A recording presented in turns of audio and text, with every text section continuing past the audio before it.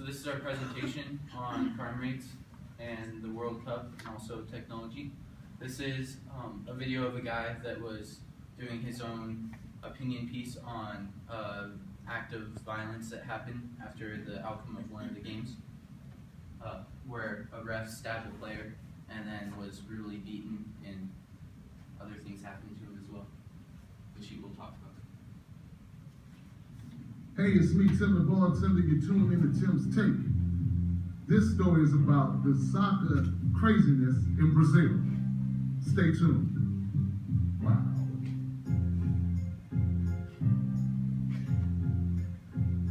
Otavio da Silva is the referee. He kicks this guy out the game. Josimir Abreu. I know I'm saying that wrong. My bad, Josimir Abreu.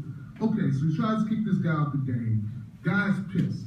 He argues with the referee, and a fist fight breaks out between referee and player. At some point, the fight really got out of hand because the referee got pissed, pulled out a knife, stabs him. The fans, they rush out on the field, they stone and beat the referee to death. Then they cut his head off, dismember his body, cut him into corners. They cut his legs off and his arms off, cut his head off, take the head, and put it on a spike in the center of the field. What type of games are they holding where referees come to games with knives concealed in their uniforms? He didn't go to the car and get a knife and come back and stab this soccer player. He had a knife on him. That's how bad it is. Everyone wants to complain about him.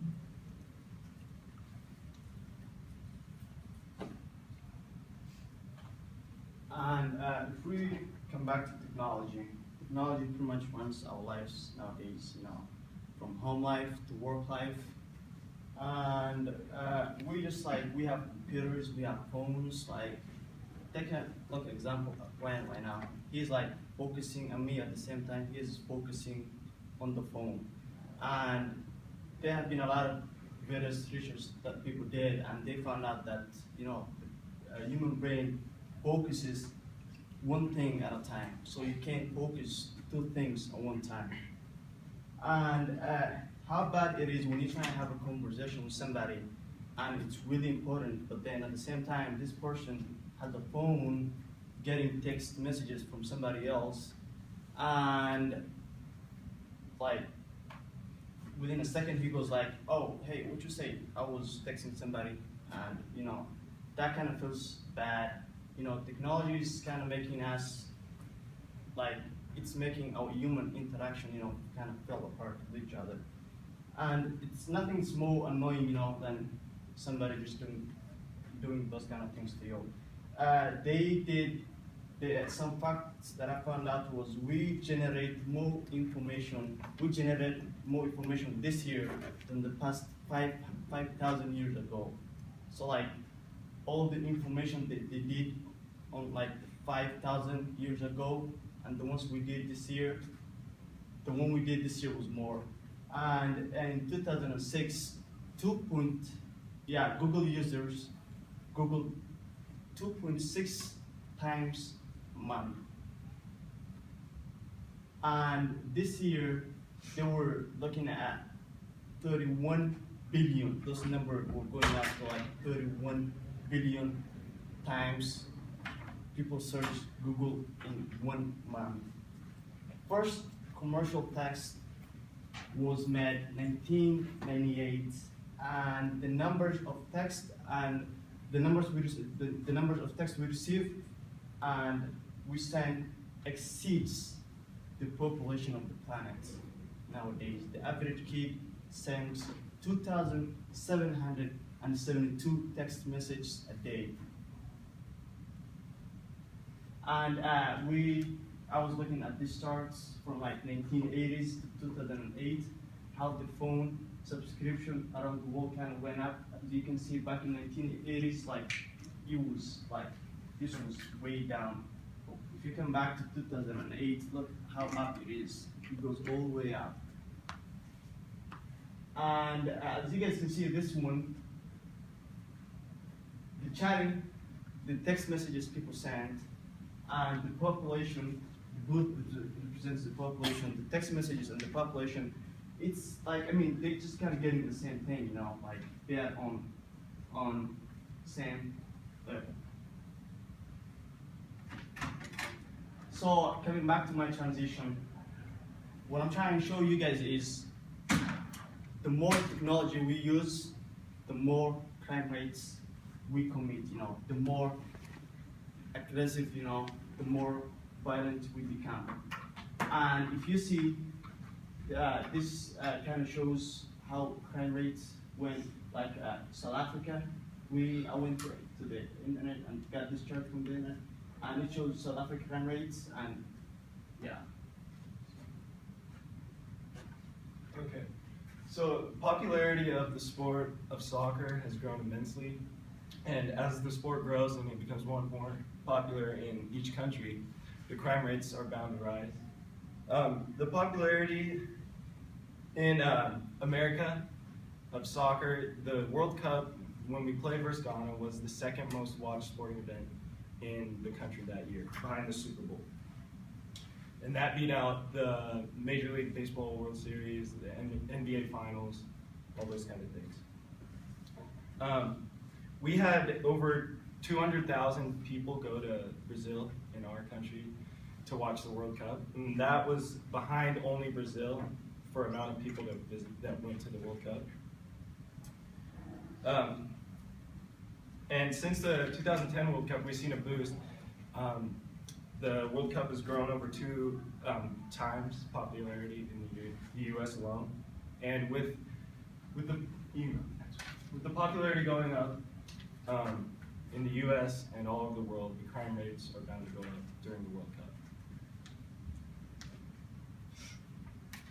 And in popularity in soccer and stuff, there's the competitiveness of human nature.